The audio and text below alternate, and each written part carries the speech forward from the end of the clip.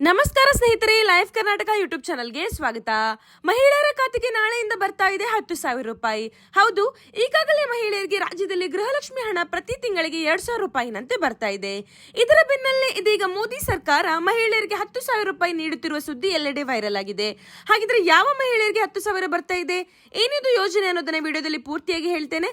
ಅದಕ್ಕೂ ಮುಂಚೆ ಇನ್ನಷ್ಟು ಇಂಥ ವಿಡಿಯೋಗಳಿಗಾಗಿ ನಮ್ಮ ಚಾನಲ್ ಅನ್ನ ಸಬ್ಸ್ಕ್ರೈಬ್ ಮಾಡ್ಕೊಳ್ಳಿ. ಹೌದು, ಇದೀಗ ದೇಶಾದ್ಯಂತ ಎಲ್ಲೆಡೆ 48 ಗಂಟೆಯಲ್ಲಿ ಮಹಿಳೆಯರ ಖಾತೆಗೆ 10,000 ರೂಪಾಯಿ ಬರ್ತದೆ ಅನ್ನೋ ಸುದ್ದಿ ವೈರಲ್ ಆಗಿದೆ. ಹಾಗಿದ್ರೆ ಈ ಯೋಜನೆ ಯಾರಿಗೆ ಸಿಗುತ್ತೆ ಮತ್ತೆ ಇದರ ಉದ್ದೇಶ ಏನು ಅಂದರೆ, ಮಹಿಳೆಯರಿಗೆ ಸ್ವಾವಲಂಬನೆ ಕೊಡುವುದು, ಸಣ್ಣ ಉದ್ಯೋಗ ವ್ಯಾಪಾರ ಆರಂಭಿಸಲು ಬೆಂಬಲ ನೀಡುವುದು, ಮತ್ತೆ ಮುಂದೆ 2 ಲಕ್ಷದವರೆಗೆ ಕೂಡ ಸಹಾಯಧನ ಸಿಗುತ್ತೆ. ಕೆಲ ಹಂತದಲ್ಲಿ 10,000 ರೂಪಾಯಿ ಪ್ರಾರಂಭಿಕ ನೆರವು ನೀಡಲಾಗಿದ್ದು, ತರಬೇತಿ, ಮಾರುಕಟ್ಟೆ ಸೌಲಭ್ಯ, ಸ್ವಸಹಾಯ ಗುಂಪುಗಳ ಸಹಾಯ ಕೂಡ ಇದರಲ್ಲಿ ಇರುತ್ತೆ. ಹಾಗಿದ್ರೆ ಈ ಯೋಜನೆ ಯಾರಿಗೆ ಅಂದ್ರೆ, ಬಿಹಾರದ ಮಹಿಳೆಯರಿಗೆ ಮಾತ್ರ ಅನ್ವಯಿಸುತ್ತೆ. ಬಿಹಾರದಲ್ಲಿ ಮುಖ್ಯಮಂತ್ರಿ ಮಹಿಳಾ ರೋಜ್ಗಾರ್ ಯೋಜನೆಗೆ ಪ್ರಧಾನ ಮಂತ್ರಿ ಮೋದಿ ಚಾಲನೆ ನೀಡ್ತಾ ಇದ್ದಾರೆ.